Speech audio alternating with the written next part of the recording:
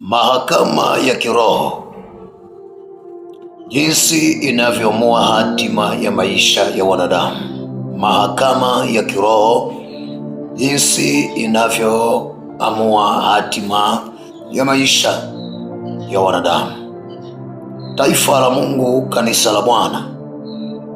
Mungu amenipa ujumbe huu wa neno lake ili niseme na wewe tena asubuhi ya siku ya leo, ambayo tumepata neema hii. Nami natamani nikufundishe ujumbe huu mzito.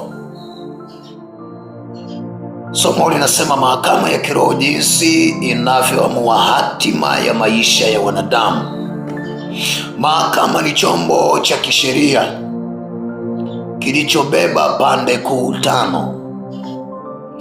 Ni kwamba ili mahakama ikamilike kuitwa mahakama, ni lazima iwe imebeba pande kuu 5 mpaka 6, lakini nitafundisha 5.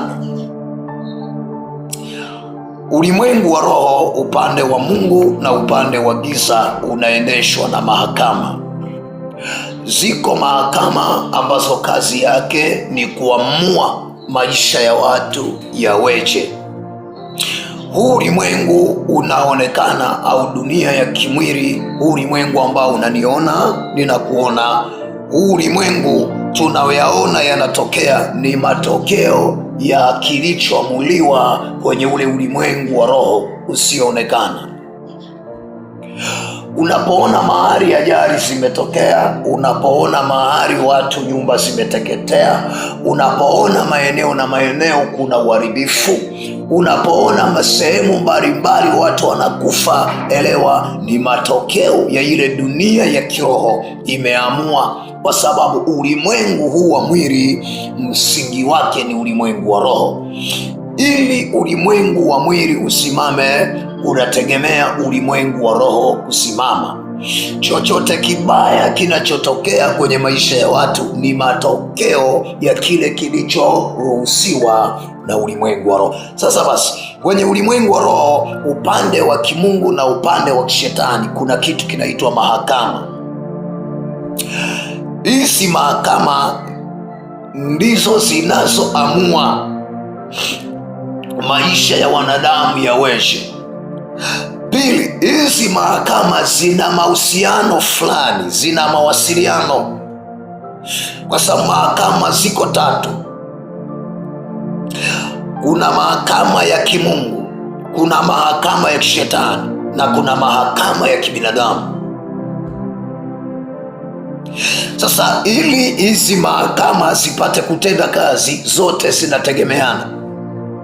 Ukiona kitu kizuri kimetokea kwenye ulimwengu wa mwili, elewa mahakama ya mbinguni na mahakama ya wanadamu vilikuwa connected, vikaruhusu kitu cha kimungu kitokee duniani.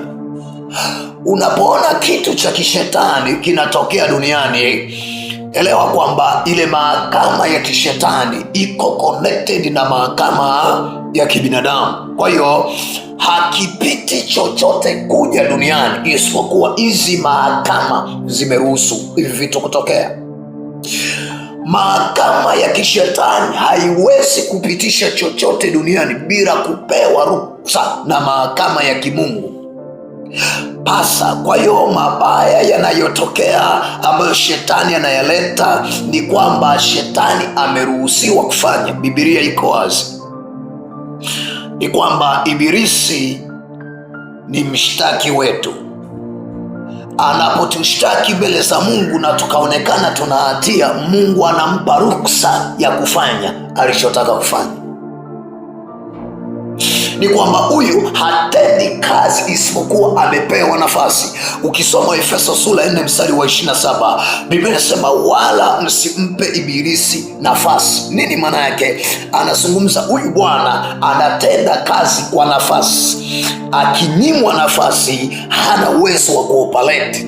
Akinyimwa nafasi, amenyimwa muda au kiwango cha kutenda kazi yake au alichokusudia kutenda. Sasa naomba tufuatane pamoja, tuangalie vitu 5 ambavyo viko kwenye mahakama. Nimesema ndani ya mahakama kuna vitu 5. Kitu cha kwanza ambacho kinapatikana kwenye mahakama, kitu cha kwanza, hakimu au jaji. hakimu au jaji. Kila mahakama ina hakimu au ina jaji. Lakini kitu cha pili ambacho kiko kwenye mahakama, sheria. Kila mahakama haikosi sheria. Kitu cha tatu ambacho kinapatikana kwenye mahakama ni mshtaki, yaani mtu anayeshtaki, kwa sababu kazi ya mahakama ni kupokea mashtaka na kufafanua au na kutengeneza mazingira fulani ili huyo anayeshtaki apate haki yake au yule anayeshtakiwa apate haki yake. Kwa kitu cha kwanza hakimu au jaji, kitu cha pili sheria, kitu cha tatu mshtaki, kitu cha nne mshtakiwa, tano na mwisho mashahidi. Leo sitazungumzia mawakili, naomba nizungumzie hivi vifungu vitano. Nimesema kitu cha kwanza hakimu au jaji. Kazi ya jaji na hakimu ni kusikiliza kesi na kutoa hukumu. Ni kusikiliza kesi na kutoa hukumu kwa anayestahili kuhukumiwa na kutoa haki kwa anayestahili kupokea haki, sawa sawa na kitabu cha Zaburi sura ya 50 mstari wa 6. Zaburi sura ya 50 na ule mstari wa 6. Kitabu cha Zaburi sura yake ya 50 na ule mstari wa 6 nitakusomea. Anasema mtaanzia mstari wa kwanza. Anasema, nikusanyieni wacha Mungu wangu waliofanya agano nami kwa dhabihu, na mbingu zitatangaza haki yake, kwa maana Mungu ndiye aliye hakimu. Anasema mbingu zitatangaza haki, kwa maana Mungu ndiye aliye hakimu. Maanake anatujulisha kazi ya hakimu ni kutangaza haki. Kazi ya jaji ni kutoa kauli ya mwisho, nani apate nini na nani apate nini. Lakini kazi ya sheria ni kutoa haki kwa anayestahili haki na kuhukumu na hukumu kwa anayestahili hukumu. Kwa lugha rahisi, sheria ndiyo inayotumika ili mtu ahukumiwe. Ni lazima kuwe na sheria au kifungu kinachomjulisha kwamba kwa kosa ulilolifanya unahukumiwa jambo hili kwa kifungu cha sheria inayosema hivi na hivi. Ni ili mtu ashtakiwe, ni lazima avunje sheria. Hakuna mashtaka bila sheria, hakuna dhambi bila sheria. Ili mtu ajulikane amefanya dhambi, ni lazima kuwe na katazo linalomwambia usitende. Kama hilo katazo alipo, maana yake dhambi hamna. Kama sheria ipo, maana yake makosa yapo. Kwa sheria ililetwa kukabiliana na makosa.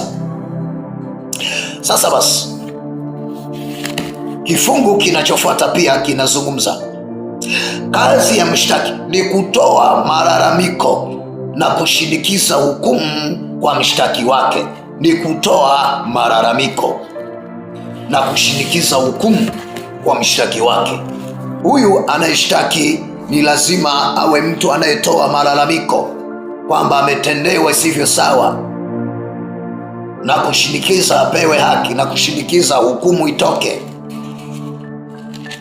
Tasoma kitabu cha waraka wa kwanza wa Petro sura ya 5 mstari wa 8. Waraka wa kwanza wa Petro 5 na ule mstari wa 8 nitasoma. Anasema, muwe na kiasi na kukesha, kwa kuwa mshtaki wenu Ibilisi kama simba au ngurumaye huzunguka akitafuta mtu ameze. Nanyi mpingeni huyo, mkiwa thabiti katika imani, mkijua ya kuwa mateso yale yale yanatimizwa kwa ndugu zenu walioko duniani. Anasema mshtaki wenu Ibilisi ni kama simba. Kumbe anatujulisha kumbe Ibilisi ni mshtaki. Lakini sasa, ili huyu mshtaki mashtaka yake yawe na maana, ni lazima tuwe tumekosea.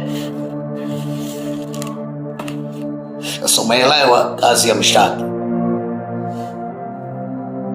Tasoma Danieli 6:4 kwa wakati wako. Pia utapata namna ambavyo Danieli alishtakiwa na wale watu katika nchi ya Babeli.